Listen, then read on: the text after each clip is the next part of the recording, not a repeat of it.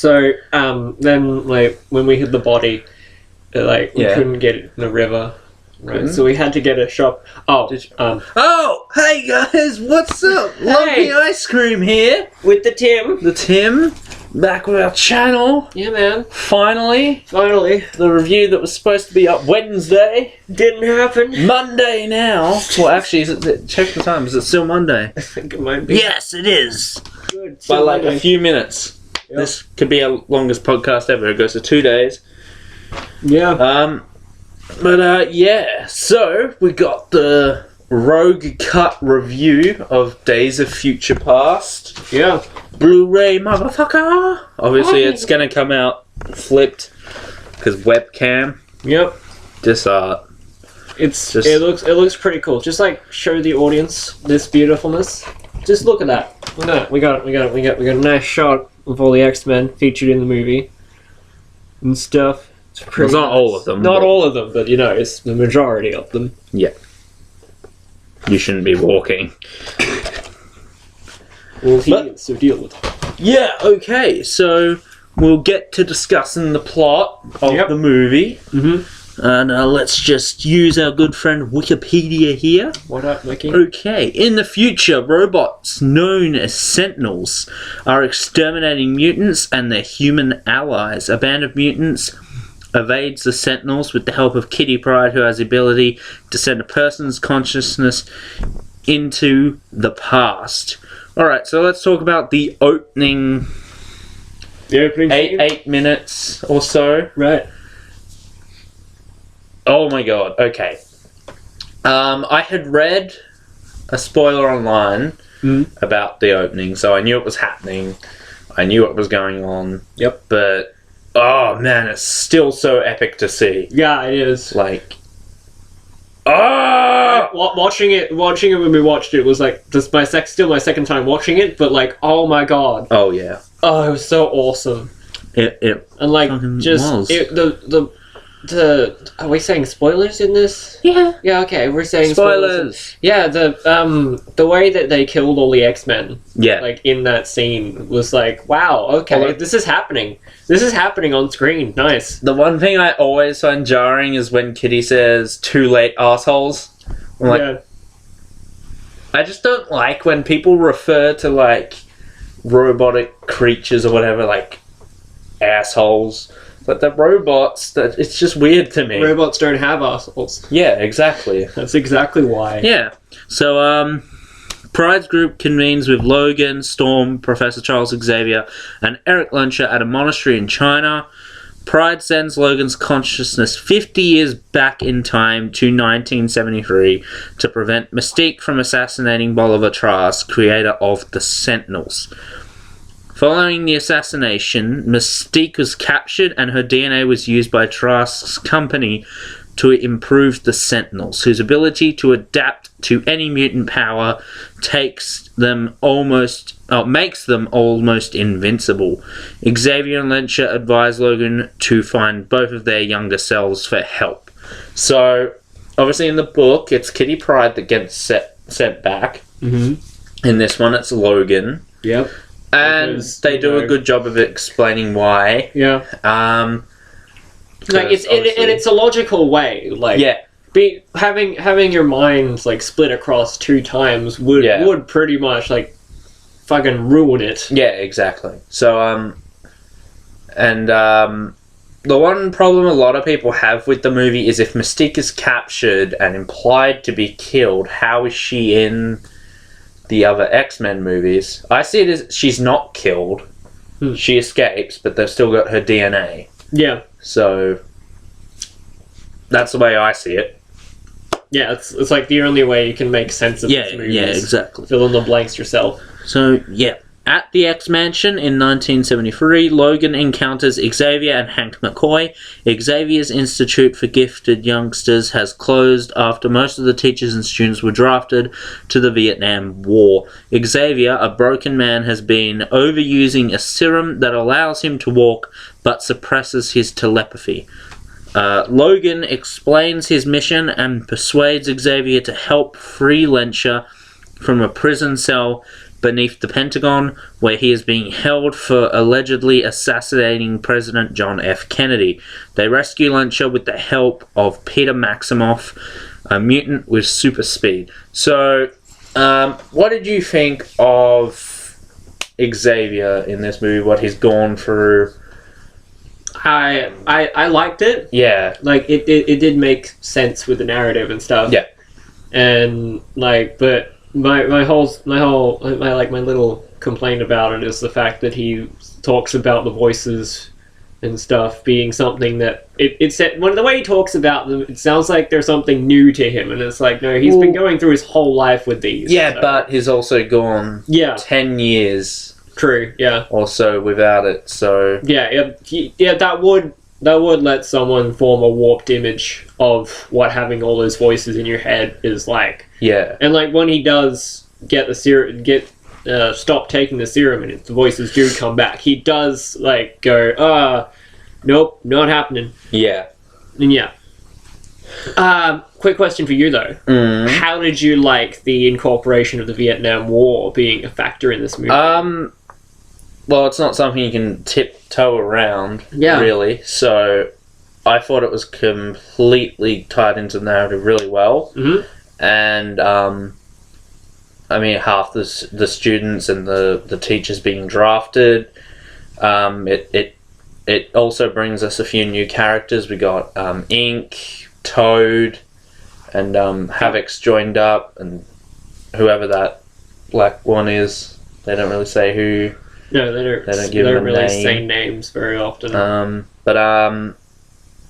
Yeah, like it was really cool to see that incorporated into the story and serve a pretty big chunk of the first half of the past story.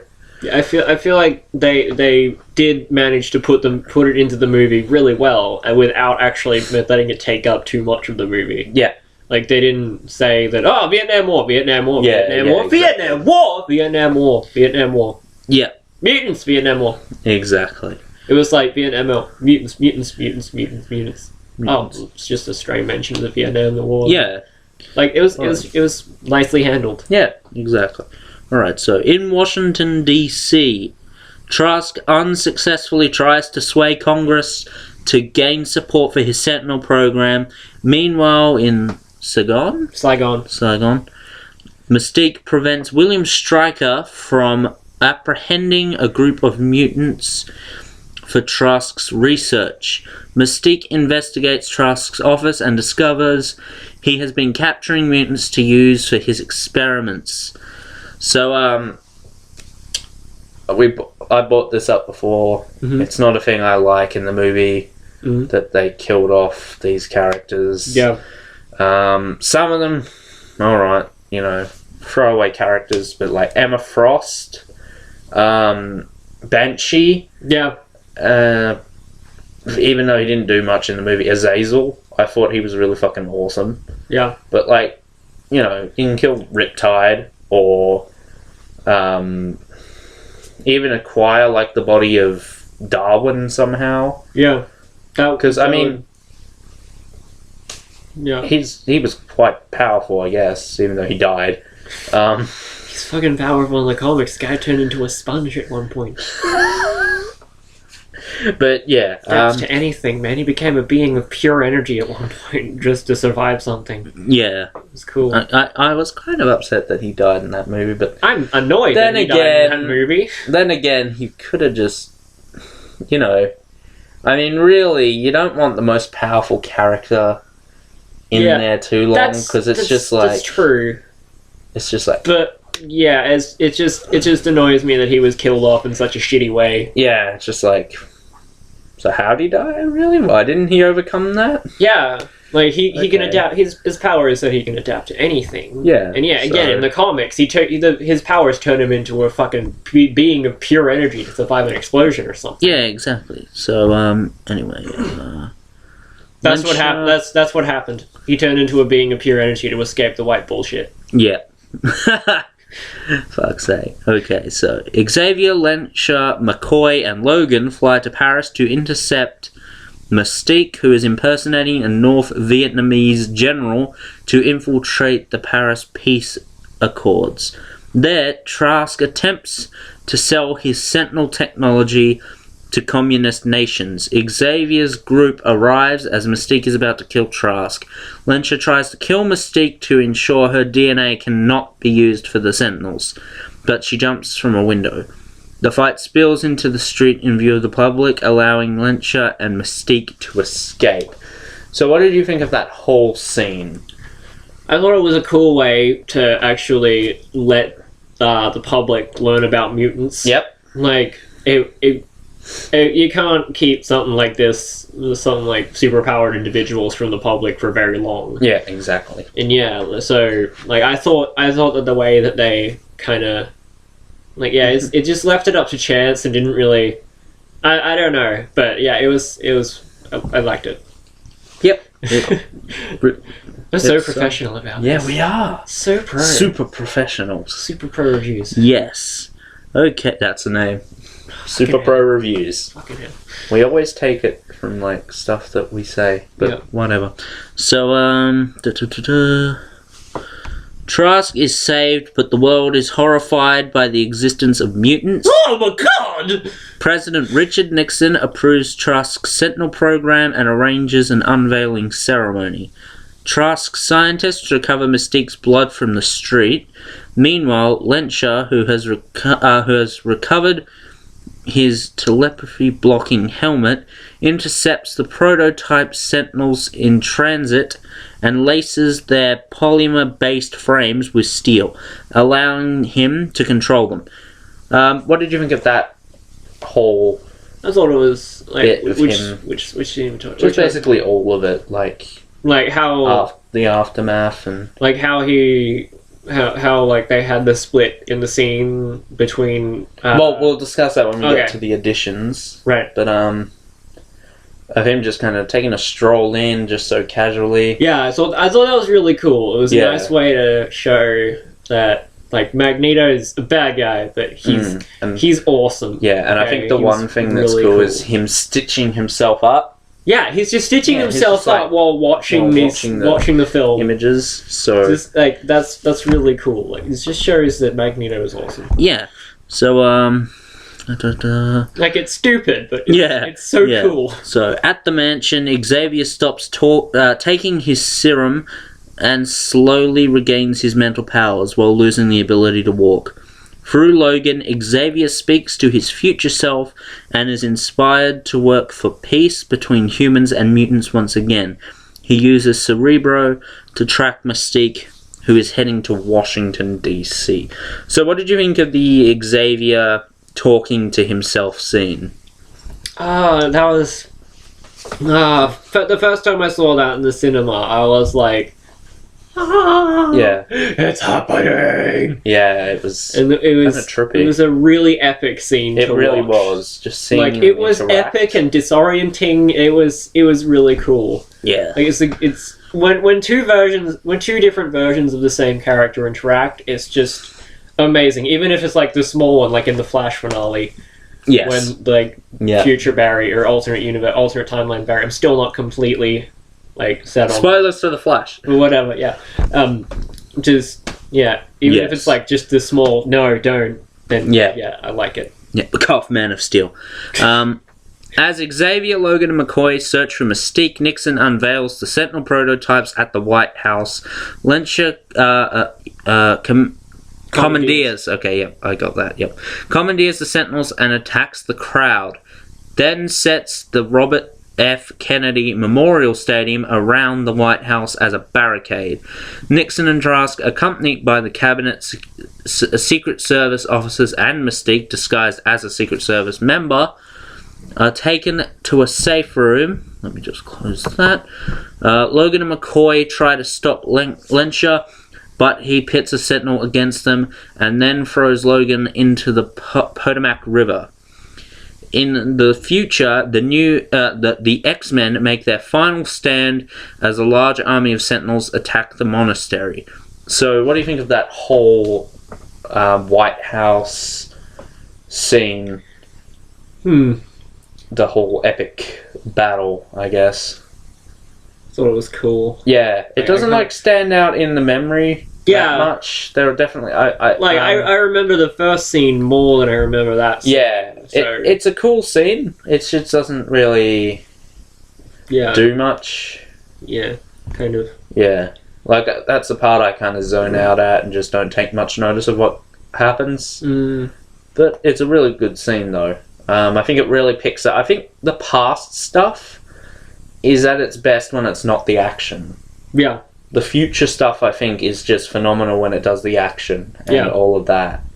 Past, I think, is better for the storytelling purpose of it. Yeah. But like, you want to beat someone up, then go to the future. If you want to like, friggin', I don't know. If you want to develop a relationship between two characters, go to the past. Yeah. Yeah. So, what do you think of the X-Men's final stand against the Sentinels in the future? My God. That was a really phenomenal scene. It was. Like, it was heart-wrenching as well, with all of them dying, and it's like, especially when like Storm dies, and like all of a sudden, this Sentinel just comes up and stabs her through. Now that would be okay if it did not. If they didn't show it in the trailer, because it's in the trailer. Yeah. So, but yeah, it would have been a lot. It would have affected me more if it wasn't in the trailer. Yeah, but exactly. Yeah, whoa! Like that just came out of nowhere. Yeah, and it's looped over the Magneto monologue. Yeah. And I'm kind of glad that they did that. They didn't just keep cutting away between the future and the past and showing these characters dying. They had that monologue going, which just made it a bit more powerful. Yeah. And it was a great scene. Magneto, the master of magnetism, dying by a piece of metal? Or was it a piece of a Sentinel? Piece of... What? Who? Magneto. Oh, Magneto. Future Magneto getting impaled. Yeah. Was that metal or a piece? That's not made clear. I think it was a piece of Sentinel. Yeah. I guess that would explain why it... why it just went through. Because if it's a regular piece of metal, I can kind of accept that he wasn't concentrating on like all of it. But he stops all of it. Like he stops all of it. That's why I said I can kind of accept that. But it just makes more sense if it's a piece of Sentinel. Yeah. Alright, so... in the future, man... In 1973, Lensher pulls the safe room from the White House and prepares to kill Nixon and his cabinet. Mystique, who is disguised as Nixon, incapacitates Lensher with a plastic gun. Xavier persuades Mystique to spare Trask and allows her and Lensher to flee. Mystique's actions are seen as a mutant saving the president, leading to the cancellation of the Sentinel program. Trask is arrested for trying to sell American military secrets. So it's all wrapped up in a nice little bow. Yep. Characters go off and all of that. Just one thing though. Yep. The scene with the safe rooms getting thrown, pulled through the White House. I know I've told you this, but like I feel like the people at home need to know this. I love when the White House gets destroyed in some way. I apologize for any diehard Americans out there, but I love when the White House gets destroyed. In movies! It's like movies! I want to make that one clear. thing anyone remembers from Independence Day. Yeah. It's just... I want to make that clear. I like when the White House gets destroyed in movies. In movies. Not in real life. No. If it got destroyed in real life, I would be quite devastated because I love Obama. Thanks, Obama.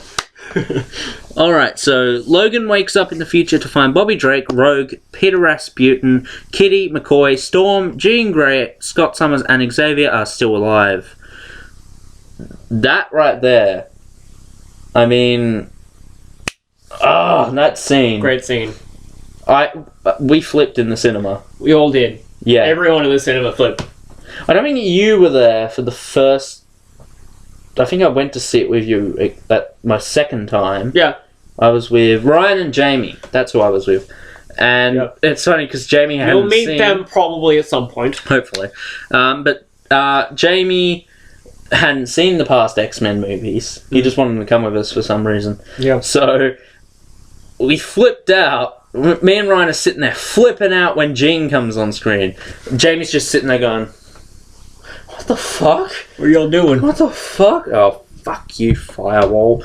But, yeah, so we're fully freaking out. And then Cyclops comes in, and I just lose it. You lost it. I did. Like, I wasn't even there, and you lost it. Alright, so, in 1973, Mystique impersonating Stryker takes custody of Logan. I hate that bit. So do I. Like, the Mystique part I hate. That's the one part I hate about that. Yeah. But lifting Logan, and then it's Stryker, I'm like, oh my fucking god, that is cool. And then it's Mystique, and I'm like... I just get out. Yeah. Like, it's a cool scene and stuff, but then just like the little flash of Mystique's eyes, and it's like, yeah, I hate it. Don't do this. Hate it. I hate that part. All right, so it takes away. It does. Yeah, it takes away from Wolverine's backstory. Yeah, if it's Mystique. Like, I was here and I'm like, oh, are they gonna do a new origin story that is captured him? He didn't volunteer at all and rewrite everything, but no. No, it's just Mystique in disguise. Yeah.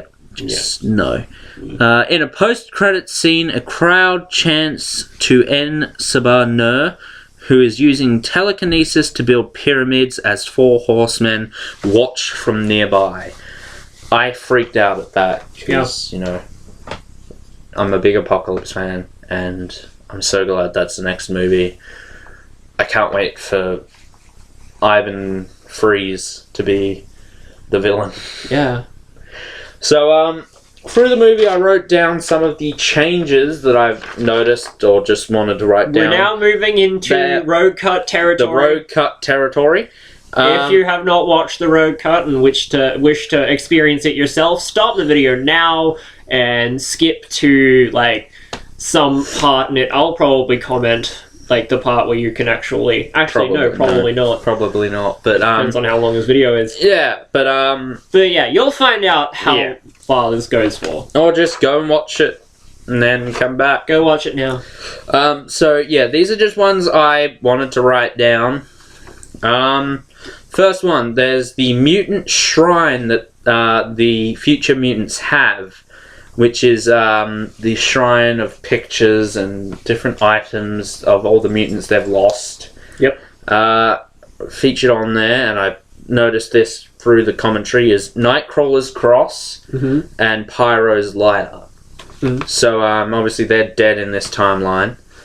And I felt that was something that was quite powerful to add. Yeah. Just because when you see the mutants, yeah, you get they're living in this hellhole of a world, but you don't get a sense of what they've lost. Yeah. And seeing this mutant shrine gives you that idea. Actual like signs of what they've lost. It just it just like it really makes you feel. Yeah, it does. I feel and I cry every time. Yeah. If you cry every time.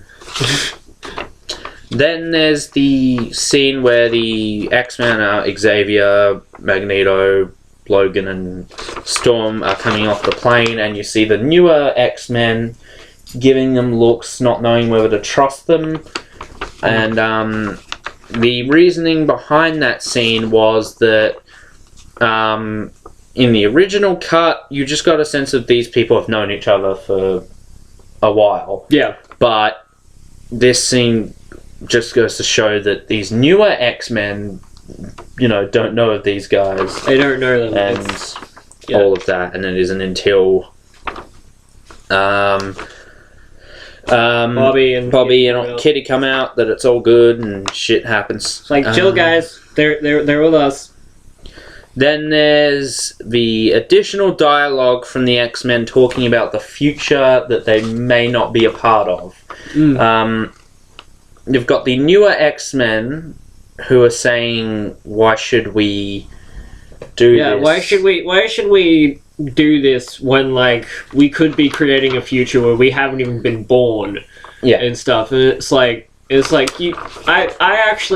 like, oh shit. Wow, that's actually a really serious decision. It gives those X-Men that don't really have any lines in the original, it gives them just that little bit more character. Because, I guess with the exception of Bobby, you don't really care for these X-Men. Yeah, honestly... And Colossus, I guess, but Colossus didn't even do much. No. I mean, for me, Bishop, but that's because I knew a lot about Bishop. Yeah. Like Warpath, Blink, and all that. I didn't have much, but I liked Blink because of her power. yeah, so. but that's about it. You just think they're cool. You don't get a sense that they're actual people. You don't care about these characters. This did a really good job well, I don't want to say that I don't care about these characters, but I don't care about them as characters. I care about them as cool, as people with cool powers. I felt, watching the original, I felt that I remembered their deaths more than the characters themselves. I thought those were cool ways to go. And then watching this, I got a little bit, just through bits of dialogue, that really 1 or 2 lines between each character. Yeah. And that summed them up. That, you know, they could potentially be helping to build a future that they're not even a part of. They could be helping to erase themselves from history. And the newer, the older X-Men obviously handle that. They're like, oh yeah, we know we're going to be a part of this, and then that, like, to begin with, it feels like for a second there that they don't realize that they're asking them to erase themselves. Exactly, and I think even more added to that is the fact that you don't see any of them at the end. Yeah, you don't see Blink. That's you kind don't of see the upsetting thing. They could exist. They could still be at somewhere, or not even at the school. Not even at the school. They could still be there, but you know. I hope that's kind of the case because I want more Bishop. I don't want Bishop to be done at least. Blink, all of them really. Yeah, all of them to see. Please put them in Apocalypse. I'm being serious here, Brian Singer. Do it. Now I put a question mark here because I wasn't sure if it's new dialogue, but Bobby and Kitty talking about the next life. Their next life. I'm not sure if that's new dialogue, but I think the thing is, right at the end of the movie, Bobby's with Rogue. Yeah. I thought that was kind of implied that Kitty's with Colossus. Yeah. I mean, they're in the same room teaching together. Yeah. I guess, fuck off. But, yeah, so I'm not exactly sure if that's new dialogue. Yeah, I felt like putting Bobby and Rogue back together at the end was kind of a cop-out. Considering what they did in Last Stand. And, I know that Last Stand hasn't happened at this timeline, so it makes sense that they're still together, but it just bugs me that, like, they just cop that out. Yeah. Then there's the more brutal Wolverine fight scene when he first gets to the past. Yep. He's a little more ferocious in the fight scene, and I noticed that, like, first off, I'm like, oh, is this a bit more brutal? And then, yeah, it is. Mm-hmm. What did you think of the more brutal Wolverine fight scene? Well, I don't really remember the original enough to make a comparison. Yeah, but I could, even though I couldn't really remember it, I instantly knew something was different there, and it was more brutal. Yeah, it was more brutal, and I did feel like it does show that, you know, Wolverine's been through a lot. Yeah. Like, he has kind of reverted a little bit to an animalistic guy. He's still like a level-headed dude, but you know. Yeah, and then there's the scene where Wolverine gets into the car and talks with the girl he's just spent time with, and then gets the shades. Mm-hmm. What did you think of that scene? It was kind of cool. Yeah, and then the Vietnam stuff on the radio was in, and then as he's driving down the road, I think the World Trade Center is just in the foreground, and they wanted to put that in there to show, like, time, and all of that. So yeah, that was kind of. I wouldn't say it was the most necessary scene, but it's kind of cool just to see that. Then another little thing, Beast's crazy sign. When Wolverine is explaining he's from the future, Beast gives a little like that. That was just cool because Hank being a goof is something that I enjoy. Yep, and then there's later on, Charles points and laughs at Wolverine, which kind of it's supposed to represent. Wolverine becoming a bit more agitated with Charles, which leads to, obviously, the major confrontation they have later where he says, like, listen here, you piece of shit, I've come a long way, and all of that. Yeah. So that was just making that a little bit more Charged. Yeah, and just to get a bit more of a reaction from there. And plus, Charles makes another like comment about Wolverine's hair that I don't think was in the original. Then there's the internet line. Yep. Where he says, "Wish you guys had internet." What's internet? What's internet? We have a phone book. I thought that was kind of funny. I love that line. The fact that for a second I was like, "Fuck the phone book." It's like, like I'm in between like the phone book and the internet generations. Yeah. And like just the fact that I'm already forgetting the phone book is like, oh shit, great, man. And then there's the Wanda Maximoff line. Obviously, a lot of people were speculating the little girl in the movie, Peter's little sister, is Wanda / Scarlet Witch. Yep. There's a scene added in this movie where she walks in. Charles, Hank, and Logan walk into the house. They walk past the little sister, and she says, "I'm a princess. What are you?" And Wolverine just takes his glasses off. He's like, "I'm the Wolverine." And I'm like, "Good job, bro. Good job, man." And then there's a line from the mother which says, "Go upstairs and bug your sister." I flipped. Which a lot of people, I believe, someone involved did say that no, that little girl was not supposed to be Wanda. So, this line kind of is cool, in a way, to say, "Hey, we get Wanda." For a bit while watching the movie, like for the first time, I remember being like, Wanda's not that much younger than Peter. I mean, they're supposed to be twins. Yeah. And then and that's another thing about Age of Ultron. Yeah. I mean, they are twins. They are referred to as twins in that movie, but one of them says, "Oh, I'm a year older than you." I'm like, no, you're fucking not. How long was the labor? What if they were like... What if one of them was born on December 31st at like 11:59 and the other was born on January 1st? Like 12:01. That would make sense. Yeah.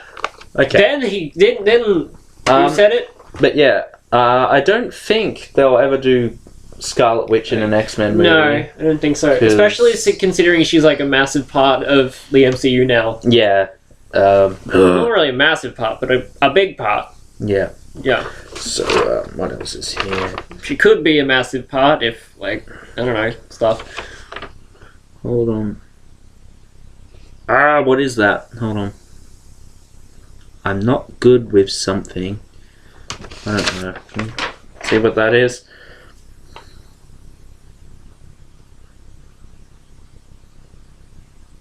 Yeah. Sorry, my handwriting is atrocious. It's terrible. Shut up. Don't comment on my handwriting. Ham-writing? Yep. Yep, your handwriting. You wrote this entire list with ham. Yep. I'm not good with... I'm not good with... I don't know, I read it as Vaseline. Vaseline. I'm not good with Vaseline. Vaseline's pretty easy to use, really. I haven't even used it. I'm not good with... I'm trying to think. Well, anyway. It obviously comes before the Richard Nixon scenes, because I've got that written here. Oh, well. It's probably going to be a major thing. But the Nixon's "fuck me" line, I just wanted to add that because it's so fucking funny. It's just that little line that just, "fuck me."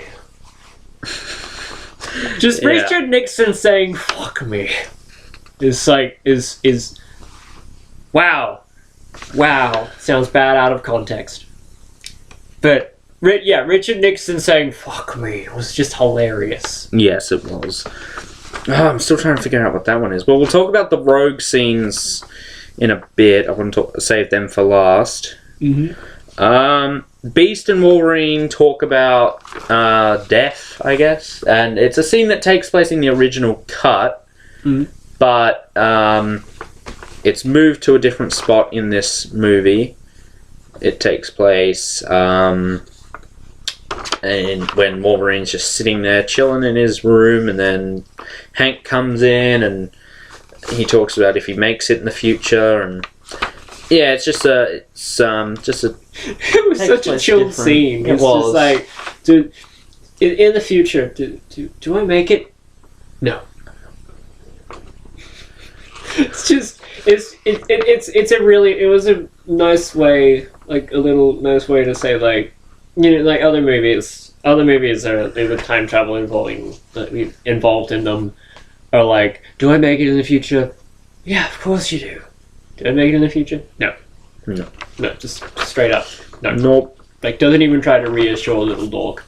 Just, no, you don't make it, bro. No. Sorry. Alright, so there's the Raven and Hank scenes. Mm-hmm. Big blue sex. Almost big blue almost sex. big blue sex. Big blue almost sex. Kind of strange. Like, in a way, a little awkward to watch, just a bit. And but then again, most sex scenes, and sex scenes are awkward to see. Yeah, during the commentary, they were saying that Nicholas Hoult actually had like beast teeth in and actually cut Jennifer Lawrence's lip while making out. Like, nailed it. 100%. 100%. So she says that she doesn't know where else to go. Mm-hmm. It turns out that's a massive lie, and she's secretly there to destroy Cerebro. So, what did you think of that deception? I thought that was like a nice little thing that to show that, you know, Mystique's still on that path. Yeah, she hasn't gone to good guys just yet. She's like she's still very much like an anti-hero character still at this point and stuff. Oh, yep. Okay, Yeah, I just remember what this line is. I'm not good with violence. I'm not good with violence. That's it. I think it's a new line. I don't really remember it, but it comes when Charles is trying to talk to the guards and saying, "This is an emergency. You need to like leave now." And he's just trying to talk all this shit. So Wolverine just says, "Fuck this," and just fucks Beats the everyone crap out of them. And then he's like, "Oh, sorry, were you done?" He's like, "I'm not good with violence." The door opens. Eric's there. Boom. That's what I kind of think. Maybe it's a new line because I feel I would have laughed at that and I would remember that line. So if it is, it is. If it isn't, it isn't. Still a good line. And then there's the friendly fire line with the when Charles is wheeled up. That was all of the guy. Yep, and that actor actually is like that. That was not like a prosthetic or anything. So it was kind of cool to have that in there.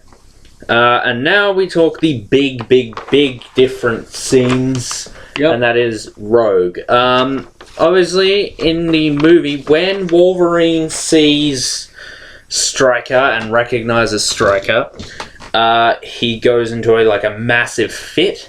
Yep. And slips back to the future. Mm-hmm. And flails around and somehow manages to get Kitty, I guess, like that. Yep. And cuts Kitty. Oh, I thought it was her side. It was her side. Yeah. Not her arm. And it's kind of funny because it takes Magneto a while to hold him down. Yeah. Just go on, cut Kitty.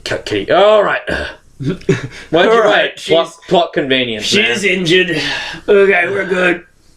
So I just want to see Rogue again, man. What? She's cut from the movie? Oh, damn it! But in the movie, in the original cut, she pretty much just soldiers on. Yep. And that's pretty much it. I mean, in the original cut, it was kind of cool that they had Kitty soldier on and be like, nope, I'm gonna keep doing.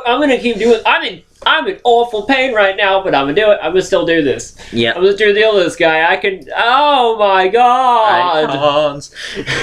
In this, Bobby makes the decision that there's someone else who can help. Yep. And that is Rogue. Professor Xavier says, no, surely she must be dead, but she's being kept in the one place that cannot be reached by Xavier, and that is the X-Mansion in Cerebro. And apparently Bobby has tried to rescue her before. That went to shit. Obviously. She's been there for 10 years. And I want to know a little... I wanted to see maybe a flashback scene. Yeah. Back to when Bobby first tries to save her.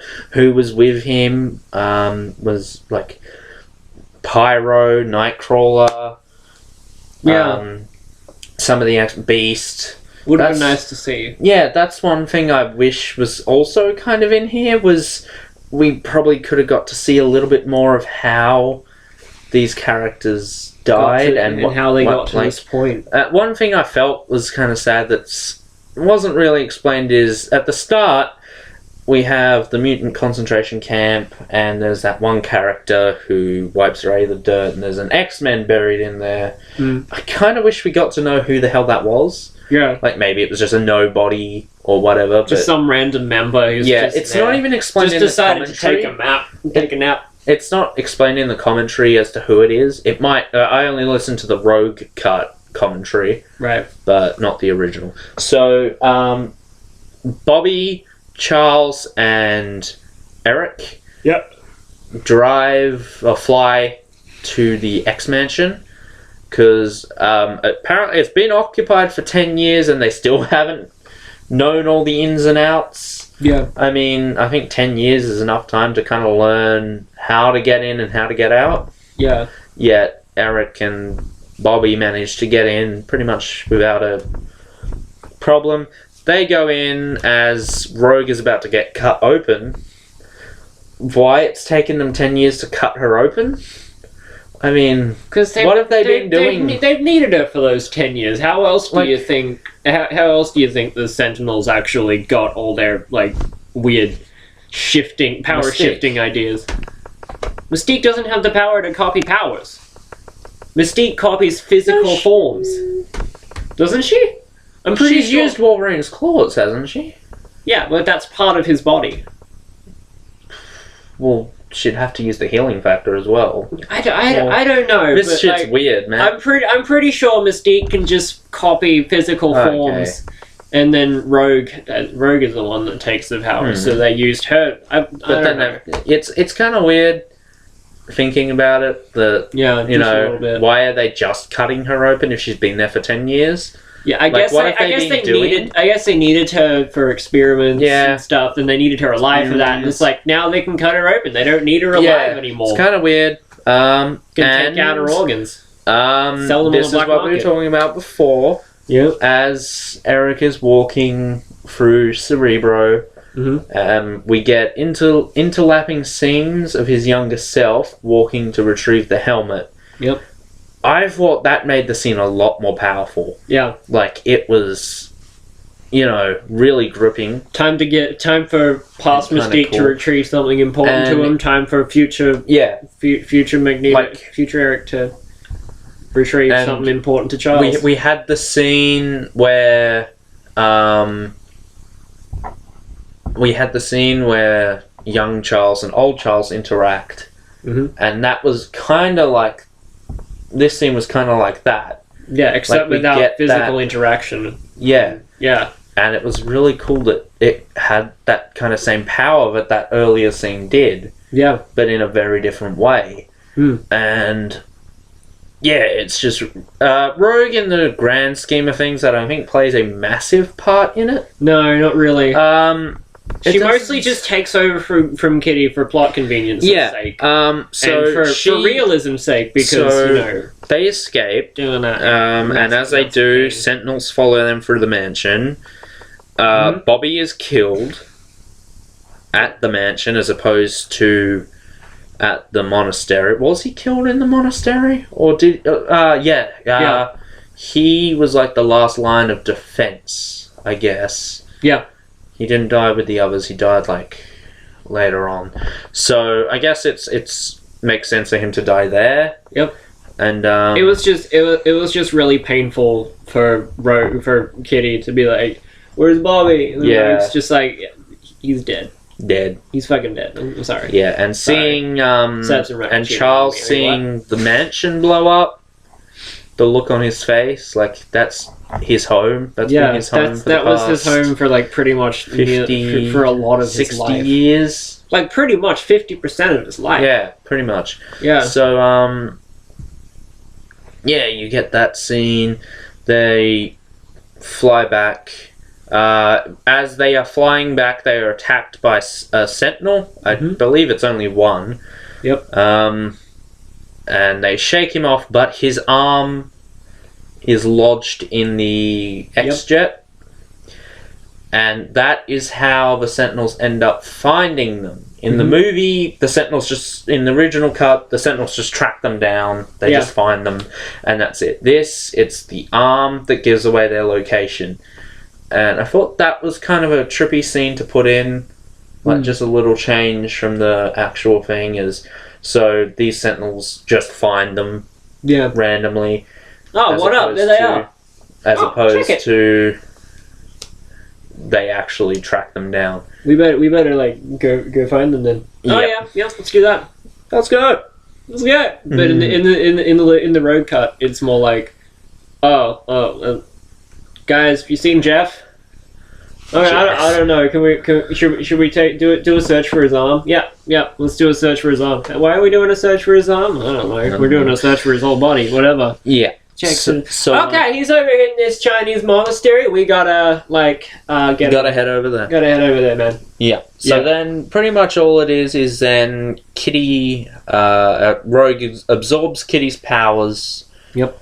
Which would probably kill Kitty quicker, I guess. I mean, a little bit. You're taking her energy, but it doesn't matter. They're changing time. So yeah. So she takes over and says, "Hello, Logan," and what up, boy? And Logan acknowledges it in the past. He wakes up and says, "Rogue," and that was kind of a cool little scene. Oh my god, my daughter!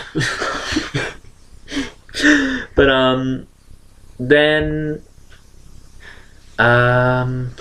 then what else is different? In the final battle, Magneto retreats and has that last conversation with Charles. That is different between these two. In the original cut, Blink opens the portal behind him and he steps through it and then it closes. In this, Kitty somehow manages to get enough power to stand up, walk, which I can only presume is quite a distance, considering it takes a while for the Sentinels to get to them, and phases through and brings him back. And then in the next shot, she's lying there, dying, pretty much. Rogue's presence in the movie isn't probably as strong as some might believe. Yeah.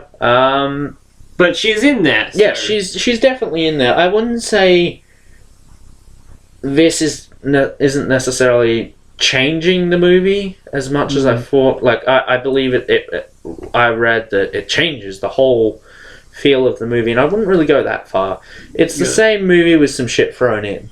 Yeah. And some good shit thrown in. It definitely. Yeah. This is the superior movie without a doubt. Like it's not like the same movie with just all these. It's not the same movie with all these references and shit thrown in. It's the same movie, but with some good shit thrown in to make it a more sound movie. Just the Rogue's rescue scene is the only new scene with Rogue. A lot of the other stuff is just switched out stuff. It's just switching Kitty out and putting Rogue in. Yeah. Which I guess it kind of sucks that they had to refilm that. Like, all of that. I'm not sure as to why Rogue was taken out. But, yeah, and then there's an additional mid-credit scene. Just, I guess, something thrown in there for humour. Which is Bolivar Trask kept in the same prison as Magneto was in. Yeah. For some fucking reason. Like he doesn't have. Why he is doesn't- he there? He can just climb up the food chute. He doesn't have And escape. he doesn't have magnetic powers. Yeah, it you was don't need to kinda keep him weird. in a whole concrete Like, okay. prison. Like Just show okay. him in any prison. Yeah, It doesn't necessarily matter, but show him in a it's show him kind in of a prison. And I'm some, not like, going to complain about that. show him in a because- prison, and there's a bunch of big, massive buff guys come up, and they're like, "We go and beat you" or something, and then Charles just gets up and like comes cruising. Yeah. I don't know. That'd be a cool scene.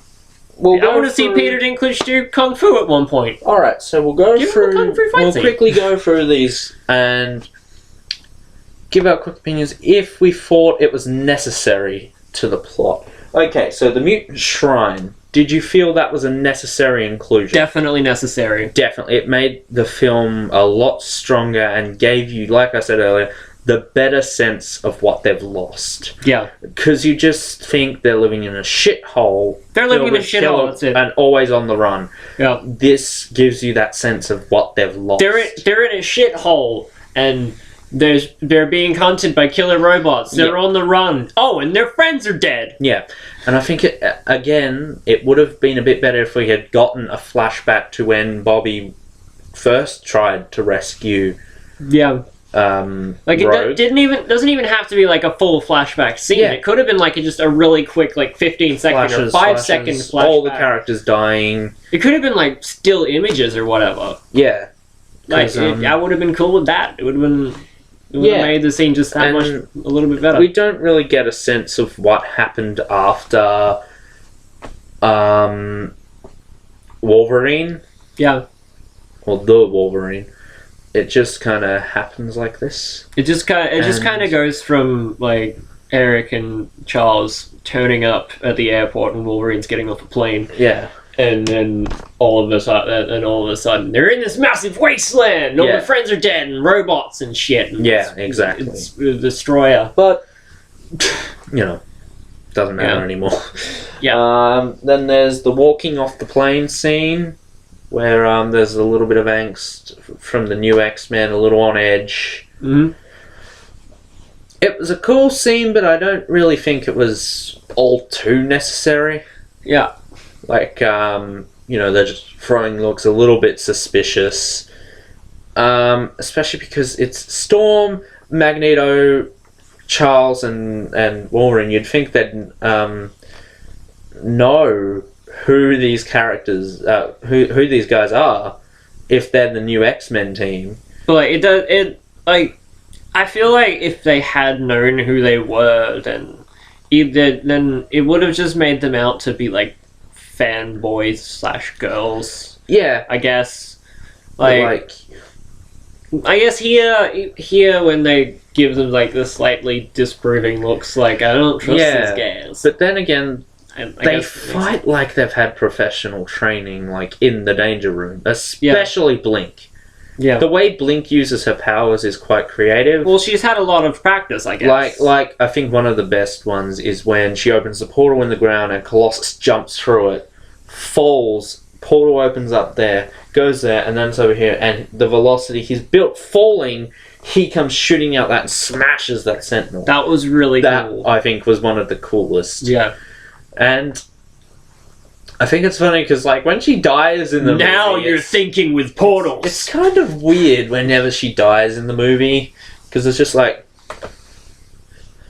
they built her up to be quite powerful, Yeah. and then she just kind of dies in like these. Well, she just kind like, of zim, zim, zim. she kind of does die in like a way that does make sense. Like she's trying to keep them away too hard. She's overworking herself. Yeah. And yeah. So then there's the additional dialogue about the future they might not be a part of. That was necessary. Definitely Definitely necessary. necessary. It did give more character to those X-Men that we probably might not see again, Yeah. and just provided that little bit more dialogue. Because in the original cut, the future just kind of looked like it was there, Yeah. and it was the major plot device when all the story was happening back at the past. Yeah. This at least gave It's- some gravity to the future. It did. story. Like it gave you these characters that you can slightly care about. Again, I found myself caring a lot for them. Yeah. With this cut, as opposed to the first cut, the original cut, and I'm like, whatever, man. Yeah. So, again, there's the Bobby and Kitty next life line. Mm-hmm. If that's a new dialogue put in, that's cool. Because, again, it's a bit of foreshadowing that in the new timeline they're not together. Yep. It's him and Rogue. And, again, that foreshadowing comes with the fact that Bishop, Warpath, Sunspot, and Blink are not present in that final scene. Yeah. Which, did they get erased or didn't they? It's up in the air. Sunspot, I guess, I don't know. I wouldn't particularly care if he's not in the timeline anymore. I can't reach the answer. I think so far up in the air, probably man. think one or two of them should probably be erased just to give that message of to give that some power and some weight. Yeah. But the problem is Sunspot's the only one I didn't really care about. Mm. I liked Warpath. Warpath was cool. Blink was really cool, and Bishop. It's fucking Bishop. It's Bishop. So yeah, and then there's the more brutal Wolverine fight scene. I thought that was necessary. Yep. Because Wolverine hasn't really been brutal in the movies. Probably the most brutal he's been is during the X-Mansion invasion in the second X-Men movie. Mm-hmm. But this showed quite a brutal side to Wolverine that even I picked up on. Yep. Like, it's such a little thing. It's still a fight scene, but then it's, even more brutal. So I thought it was quite necessary. Then there's the Wolverine car scene where he gets his shades and talks to Gwen, I think her name was. That scene could have probably been left out. Could have. Well, it was in the original. Yeah.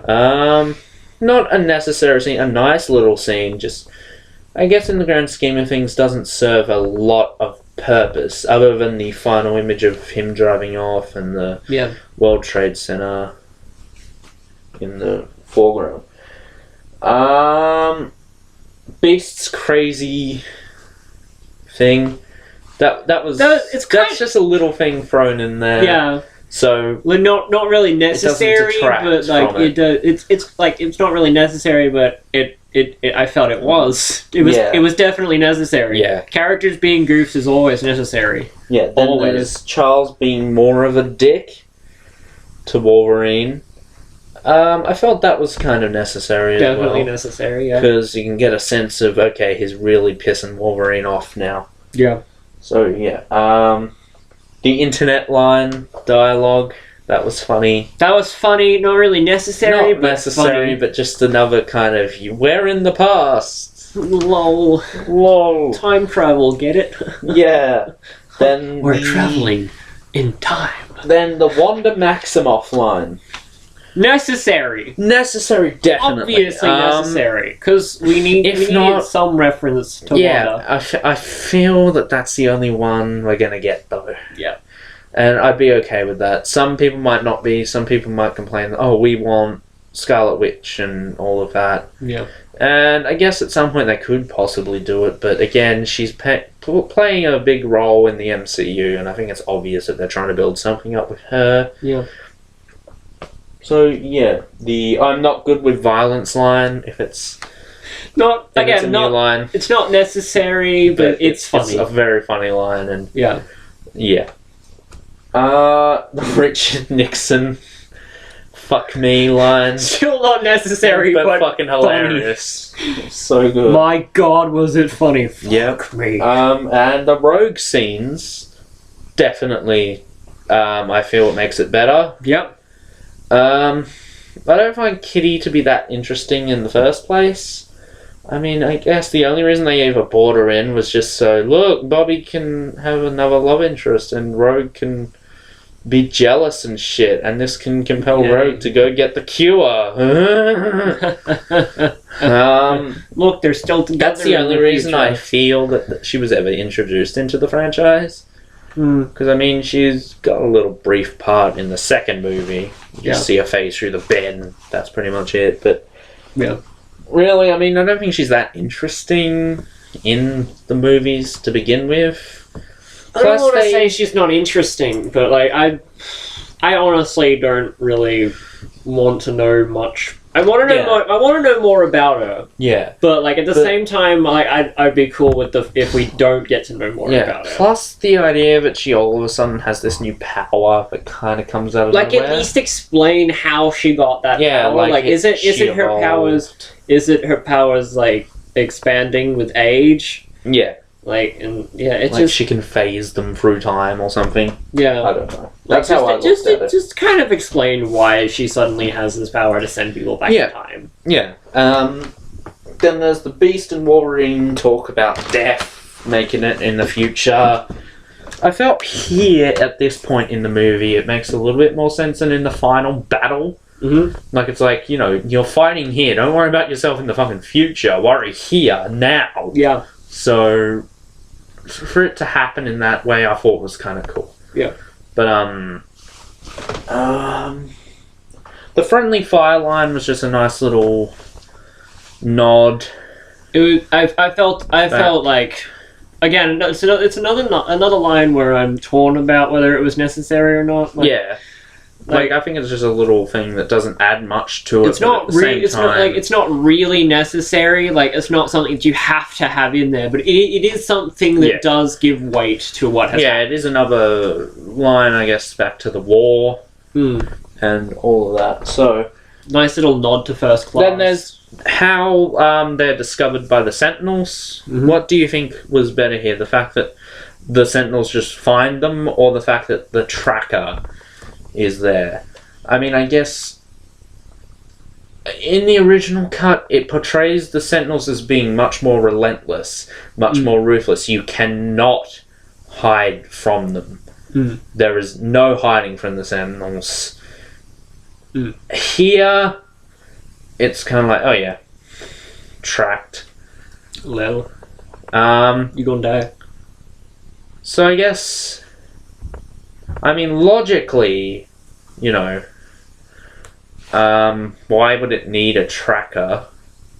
I mean, if we can assume they have the mutant identification thing in them, then yeah. But I even though I kind of sung its praises with the arm getting caught and then the tracker, I think the original cut was a bit better because it did portray the Sentinels as being completely relentless. You cannot hide from them. Yeah. No matter where you are, they're going to find you. Yeah. And it made it look a bit more hopeless that these guys would have died at some point. Yeah. If they'd continued fighting. And that's one thing they do say, you know. Storm says, so what happens when you don't make it? She can't send Bishop back and all of that. Yeah. So I like that a little bit more in the original cut. That there's just no hiding from them. Yeah. So what do you think? I feel like I agree with what you said. Like the whole tracker thing like does make more sense. But like just the Sentinels showing up out of nowhere does like make it. Yeah, it does make the Sentinels seem more relentless and stuff. And, like they're gonna find you. Yeah, exactly. They're gonna find you. You can't hide. No hiding. Y'all can't hide from it. So yeah, I thought the rogue scenes were probably the highlight. Yep. Definitely, because I guess it contributes to a large weight of. Even though the rescue scene takes up pretty much most of it, and then it's just swapping out the kitty scenes with Rogue. Yeah. But I want to say Rogue is probably with the exception of Jean Grey, I'd say she's probably the most important female on the team. Mm-hmm. A bit more character to her, and I feel this is the definitive cut of the movie. Yeah, for sure. Like if you want to watch Days of Future Past, then watch the Rogue cut. Yeah. Like I'm definitely going to re-watch the original cut. Yeah. And see how I feel, but I already know how I feel, and that is this is the definitive cut. If you do not own this, do yourself a favor and go out and get it. Like, if you do not have order interest, it online or whatever. yeah, if you have no interest in getting the road cut and just want to watch the theatrical version, still get it, because it has the theatrical cut. It includes both the theatrical version and extended cut of the film. What else? Commentary for both. Mutant vs. Machine, 9-part making of documentary featuring the cast and filmmakers. X-Men Unguarded, roundtable conversations with the cast, and a sneak peek from the Fantastic Four set. It says "and more," but really the only other thing is a gallery. And more subtitles. Yeah. It's literally just a gallery and that's it. I had a DVD that was like that once.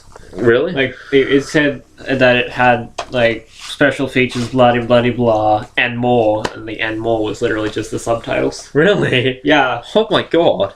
So, I picked this up for like $26. For 2 movies, that ain't bad. No. Well, technically 1.5, I guess. I mean, it's, I think 16 minutes longer. Yeah. But, it's definitely the definitive way to watch this movie. Yeah. No doubt about it. I think that's about it. So yes, definitely it's a recommend for this one. Rating out of 10? 10. 10. 10. I would give it a 9.5. Needs more water.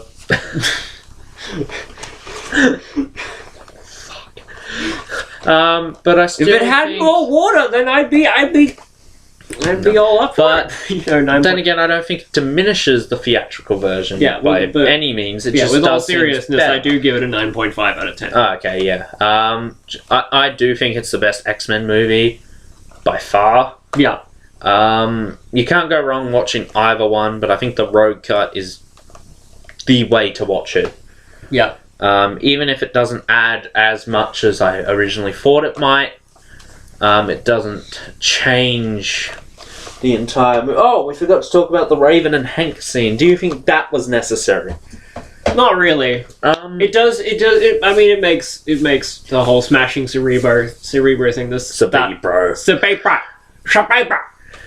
I felt it was really necessary because I'm not going to lie, I forgot they even had a romance in First Class. I completely forgot about it, and then when I saw it, I'm like, oh yeah, they were like had a thing. I kind of feel like in First Class, their romance thing was kind of just they're both blue. Let's put them together. Yeah, Lel. But yeah, like I think it's because like that happened before. I know he was blue, but. I know, but yeah, they probably the filmmakers probably thought, well, they're both blue, let's put them together. But yeah, I mean, if you think about it, they're kind of opposites of each other. They are, yeah. She wants to embrace herself and be blue. Hank wants to be free and not be blue. Hank doesn't want to be big-footed blue guy. It's not easy being blue. No. So I felt this, and plus, when it gets flipped on its head and bam, she's actually there to take out Cerebro. It's a big impact with that scene. It is. It really is. Yeah. So yeah, definitely watch this if you haven't. As we've said several times. If you haven't, why are you watching a video talking about it? Yeah. But especially if you're stuck around this long. Well, it's one of our shorter ones. It is. But yeah, so this coming Wednesday, we'll be taking our look into Series 8 of Doctor Who. Yep. Starting with Deep Breath, we're going to give it a rewatch. Mm-hmm.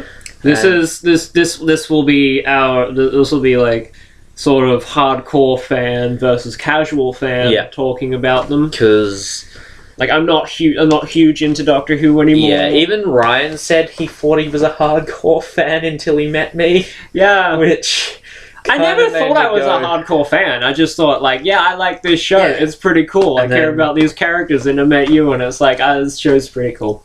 Yes. You discouraged my fanness, dude. Why would you do that?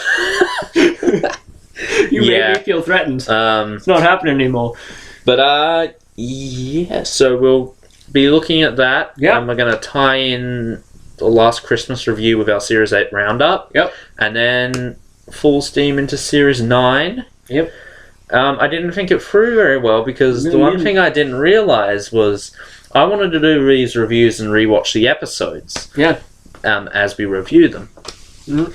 But then I've planned the marathon for the day before Series 9 airs. Yeah. So I've just rewatched all these episodes and then bam, I'm going to watch them all again. Mm. I'm probably going to shoot myself by the time it comes to Kill the Moon.